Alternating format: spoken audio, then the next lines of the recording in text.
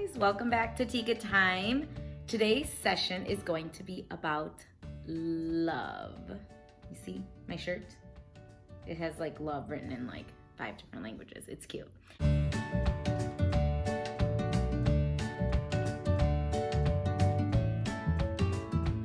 Let me see what I got for today. Make yourself happy before you can make others happy. So we want to make ourselves happy first, you guys, before you can make anybody else happy. So for the fact that it's being the happy, lovey month, let's talk about this. Like, how do we do that?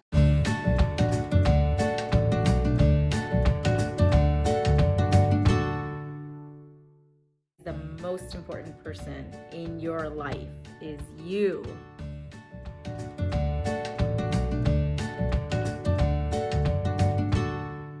Always self-reflect and, sit back for a minute, like kind of like be in the back seat of your life. Like take a break and look at yourself from the outside in and see how you are, your day-to-day interactions with those you love are happening. So that will kind of clue you into, if you are not happy, you will be projecting that towards other people. We are very magnetic creatures and we are very intuitive. So we can feel the energy from other people. Like, when somebody's in a bad mood, you can almost like feel it. And this is why I always say to you guys, like, there is more to us than what just meets the eye. There's a lot of forces that are in play and connecting with you at all times.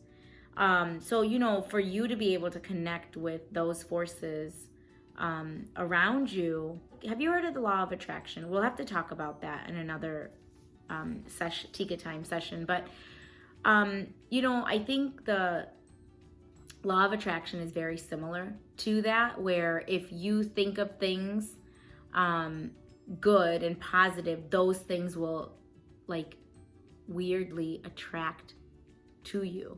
It's crazy, but it's so true. Like I've had, many experiences in, since I've graduated and gotten out into the real world. And, it's crazy because there is some structure to things, and most of it is through thought. The one thing you cannot really ever grasp or touch or see, and that is what's guiding us into our true selves and to the future.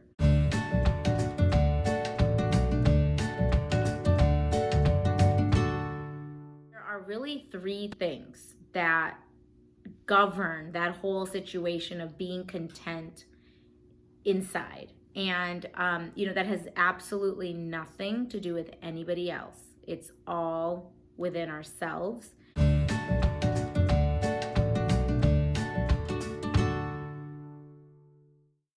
Okay, so the first thing is guilt. Like that's a big one that I think, you might have done something to hurt somebody's feelings or said something, and you have guilt about that, and it's very common. Everybody does it. Everybody messes up and everybody says crap that comes out of their mouth, like filterless, and then you're like, oops, I shouldn't have said that, right?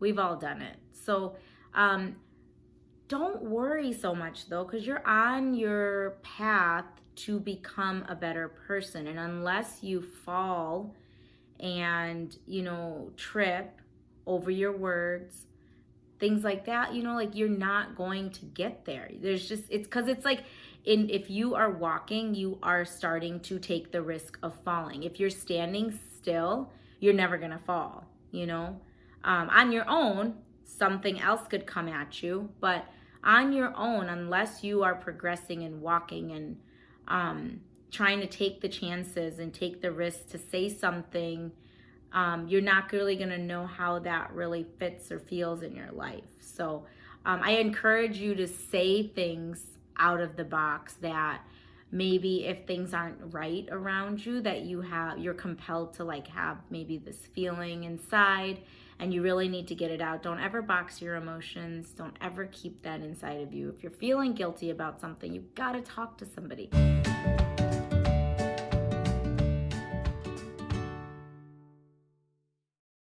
Talk to somebody that you trust. Talk to your parents or your sister or brother. Maybe you have a counselor at school. That would be great too. But you have to understand, counseling is wonderful and I highly encourage it. But I do want you guys to start making close relationships with people that love you. So I know, like it's very easy for my kids when we're in session to talk to me about stuff.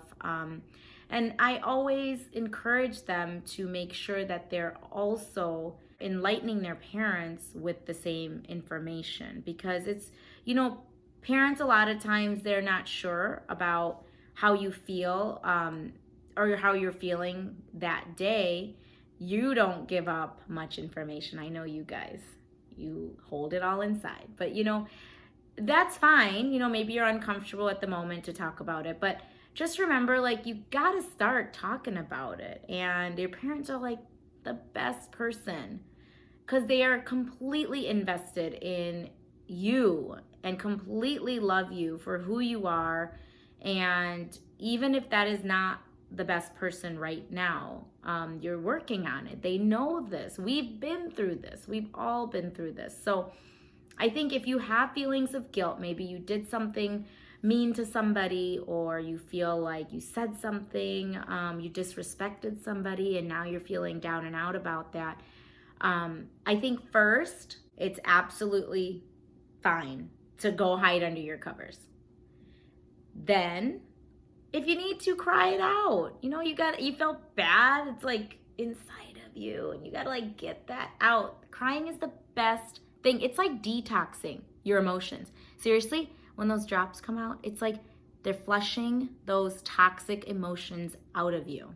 Okay? So don't be scared to cry. It is so therapeutic for you to do that. So, and don't let anybody tell you differently. If you're a guy, stop. You can cry, okay? If you want to not feel like you're being a sissy pants about it, go hide in your bedroom and cry. Nobody needs to know about it, or cry on your pillow, Anyway, cry it out. It's so good for you. Good therapy, natural detox of emotions, remember.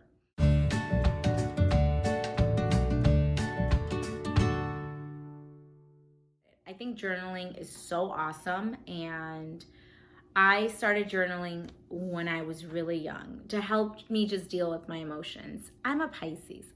I got emotions, okay? Let me tell you.